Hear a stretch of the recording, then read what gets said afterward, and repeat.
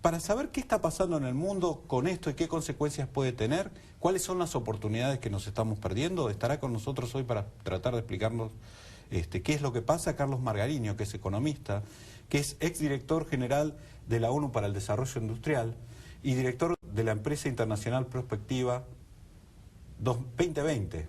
¿Qué es Prospectiva 2020? Desasname porque ahí me... Bueno, nosotros usamos unas técnicas de prospección del futuro que se desarrollaron en el año 50 en Estados Unidos, cuando después de la guerra los principales inversores en tecnología querían mantener el liderazgo técnico.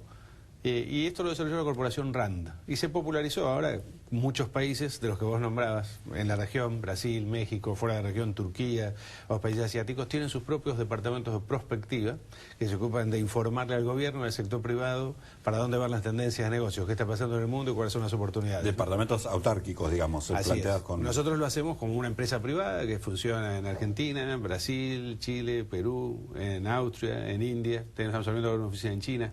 Tenemos una base en Washington donde coordinamos toda la información, ¿no? Me vas a contar entonces también cuáles son las perspectivas para el 2020 entonces. Pero tu tarea principal va a ser explicarle al televidente, bueno, ¿qué está pasando en el mundo? Porque estamos viendo reuniones y intensas reuniones en los últimos días, básicamente de enviados del sector de Asia, digamos, las economías claramente que han sido más dinámicas en los últimos años. En esto también están las economías de América Latina, y a su vez vemos a los actores tradicionales tratando de no perder poder, me refiero a Estados Unidos y a la Unión Europea. ¿Nos vas a explicar vos eso y qué posibilidades aparecerían para la economía argentina y si se pueden aprovechar o no? Pero eso es del próximo bloque. Bueno, Carlos, menuda tarea te encargamos, ¿eh? A ver, explícanos qué está pasando en el mundo, porque ya te digo, yo veo que tal vez con algún delay las economías más dinámicas que de la última década, entre las que se encuentran claramente las asiáticas y todo el tercer mundo y América Latina entre ellos, han tenido un desarrollo importante, algunas mirando su propio mercado interno, pero ahora me parece que llegó la hora de... Empiezan a mirarse de unos a otros y buscan alianzas. Hay una infinidad de encuentros en el mundo que se han sucedido en los últimos 2 meses y hay algunos planificados para los próximos días. ¿Qué es lo que hay? Bueno, esa es la ebullición clásica de un mundo que vive una época de cambios, ¿no? Cambios tecnológicos, cambios comerciales, cambios en los patrones de inversión. Yo creo que nadie en la audiencia va a tener dificultades en aceptar que vivimos una época de cambios acelerada. Aparecen impresoras 3D, nuevas aplicaciones para redes sociales. Sí, la vivencia día a día, sí. Es abrumadora.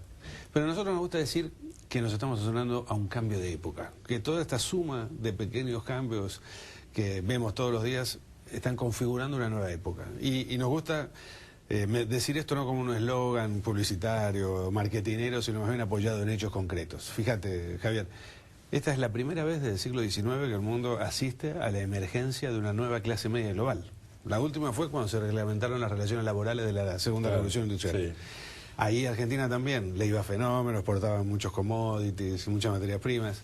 Ahora estamos más o menos con el mismo patrón de exportaciones, a caballo de la emergencia de una nueva clase media global que va a tener epicentro en Asia. Para darte una idea, si vos mirás, si definís la clase media como la gente que gasta entre 10 y 100 dólares por día, una definición arbitraria, pero es la que toman casi todos los organismos internacionales. En 2009 tenías en el mundo 2.000 millones de personas, 54% vivían en Europa y en los Estados Unidos. En el 2020 vas a tener 54% viviendo en Asia y 3.200 millones de personas. Eso te cambia los patrones de consumo. Totalmente. Significa más demanda de alimentos. Y la planificación para las empresas, claramente. Los modelos de negocio nuevos, ¿no? Un primer hecho muy importante. Segundo hecho muy importante, vos mencionabas en la introducción algo muy relevante respecto al cambio del clima financiero. Yo creo que se acabó lo que se conoce como el superciclo de la deuda. O sea, donde los países centrales se podían endeudar para de alguna manera morigerar el impacto de las explosiones de las burbujas de activos. La última fue en 2007-2008. Claro. Sí, se empiezan a desapalancar las economías más gastadoras, porque ni siquiera podemos decir más desarrolladas. Algunas, como Alemania, estaban muy desarrolladas, pero no eran de las más gastadoras. El problema en Alemania es gastar más, justamente, lo mismo que en China. Sí. ¿No?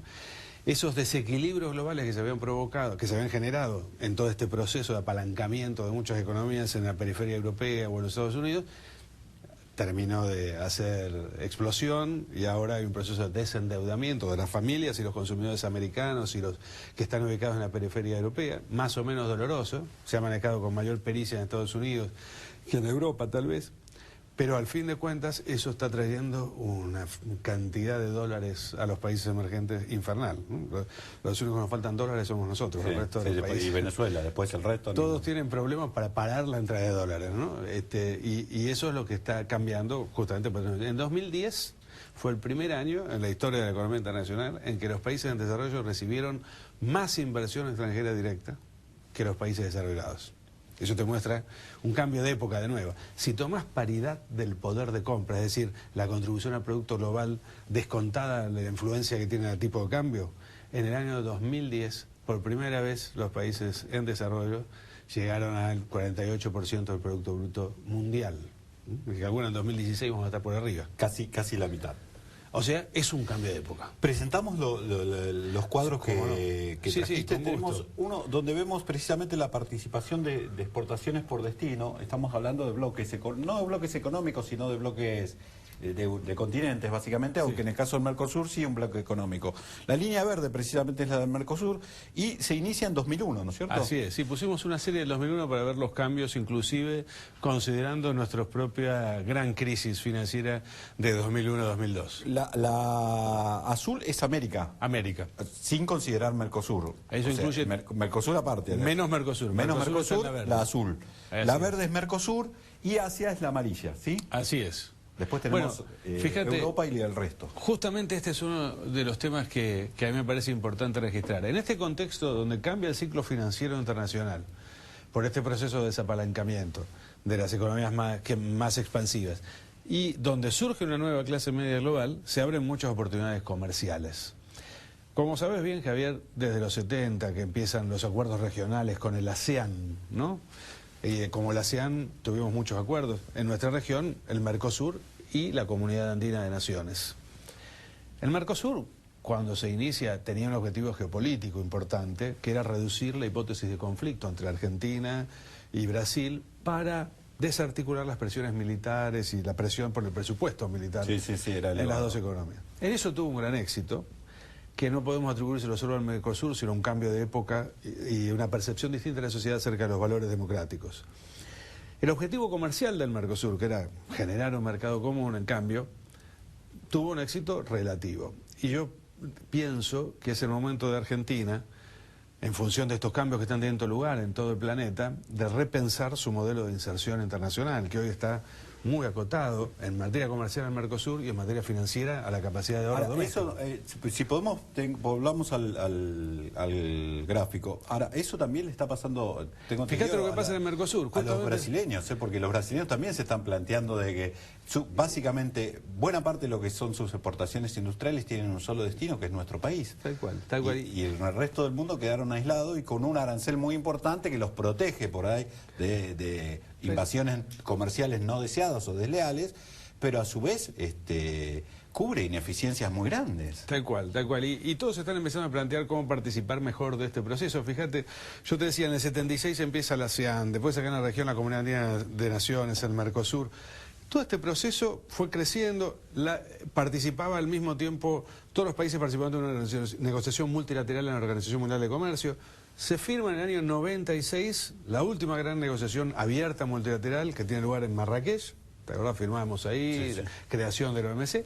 Y casi después de eso no hay grandes acuerdos multilaterales. Se acrecienta la importancia de los acuerdos bilaterales y de los acuerdos unilaterales o regionales o tratados de libre comercio de distintos países, como tiene Chile, con muchos países del mundo, como tiene Perú. Como resultado de este proceso, el comercio entre los países en desarrollo pasa del 26% en el año 90 al 38% en el 2009. Es decir, 12 puntos. Un aumento fenomenal. ¿Nos pasó a nosotros lo mismo en el Mercosur? Sí, las exportaciones en valores totales aumentaron, pero fíjate la curva verde. Desde 2013 en adelante hay un aumento importante de exportaciones al Mercosur. Pero si comparás con el nivel de partida en el año 2001, todavía hoy, en 2013, no alcanzamos el nivel de participación de exportaciones por destino al Mercosur. Ahora, vos estás describiendo la situación hasta ahora, digamos. Pero en los últimos días, por ejemplo, vimos que Colombia, México, Chile y Perú se reunieron, fue en Cali esto, y relanzaron la Alianza del Pacífico.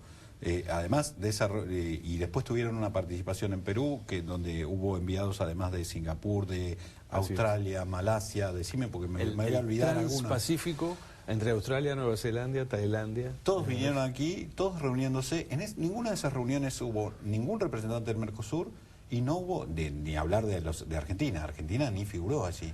¿Qué es lo que se está hablando en esos ámbitos? Bueno, lo que vos ves acá en estructura de exportaciones y nuestra énfasis en el Mercosur, que yo para nada descalifico, creo que es el resultado de una visión atlantista del mundo. Es decir, de Atlántico en el centro del mundo. ¿Viste cuando compras un mapamundi y te lo pegas en la pared de tu casa? En el medio está el océano Atlántico. Bueno, eso va a haber que rotarlo. Porque a partir del siglo XXI, en el medio de ese mapamundi vas a tener que poner el Pacífico. Y ese es el cambio importante que están observando todas las economías. En el contexto además de una disputa regional entre Brasil... en términos históricos nos convendría ser Vasco da Gama y no Colón, digamos. ir hacia Asia. Muy buena síntesis, pero yo creo que tenemos que aprovechar lo que Colón nos dejó del proceso de evolución, integración con Brasil y demás, pero evitar las disputas regionales por el liderazgo. Es decir, desgraciadamente la economía argentina, por todos los contratiempos que sufrió, las crisis que atravesó, ha perdido su lugar de privilegio en América Latina. Nosotros en 1900 éramos la primera economía latinoamericana, somos la tercera, cerca de la cuarta. Te diría que hoy la cuarta, porque Colombia nos está a punto de superar. Entonces, hay una disputa por el liderazgo entre Brasil y México. Brasil sigue una lógica de negociación donde América del Sur está liderada por su principal economía, que es Brasil. Los mexicanos están con los americanos, eso en otro mundo, y nosotros estamos inmersos en esa lógica, apostando fuertemente a esa relación. Como te digo, resultado de una visión atlantista, todos miramos al Atlántico. En el Mercosur, además, cuando se inicia... Cuando decís al Atlántico, decís mercado de Estados Unidos y el mercado europeo. Y son los dos que están en recesión, bueno, Estados Unidos saliendo, pero Europa claramente en recesión. Fíjate una cosa más, que yo lo escucho poco, nadie lo dice mucho, pero cuando empieza el Mercosur, el valor agregado de Argentina para Brasil era que nosotros le permitíamos a Brasil sentarse en la mesa a los productores de granos, cosa que ahora hacen por derecho propio, porque Brasil se convirtió en el único país... Produce más maíz que en la Argentina. Es el único país tropical con agricultura desarrollada. Entonces, en ese contexto emerge una nueva clase media global, cambia el eje de poder mundial, nos tenemos un modelo pacífico y los mexicanos ven una oportunidad de penetrar en América del Sur. Y trazan esta alianza del Pacífico, que en mi opinión es un serio desafío a esa América del Sur cerrada, hegemonizada por su principal economía. Porque si vos sumás el valor de las exportaciones de los países de la Alianza del Pacífico, te da el 50% de las exportaciones latinoamericanas. ¿El principal promotor de esta iniciativa es México? México, tal cual. Hay un dato, si se quiere, nosotros tuvimos algunos problemas con México en los últimos años. México tuvo una actitud, yo te diría, solidaria con Argentina en 2003, cuando firmó un tratado automotriz muy favorable para la Argentina, y sin embargo después, 10 años después, lo terminamos casi repudiando en los peores términos. Bueno, ahora tendremos que ver qué nos toca. Tengo que hacer una pausa, pero seguimos viendo, tratando de traducir qué es lo que está pasando. El gobierno presenta siempre, igual no estamos hablando específicamente del caso argentino, pero no sirve, porque siempre hablan de que somos el único país que no se primerizó. Quiere decir que evitó seguir vendiendo materias primas sin elaborar. Pero los datos oficiales dicen otra cosa. No solo los nuestros, digamos, los datos de los organismos internacionales. Pero eso lo vamos a ver en el próximo bloque.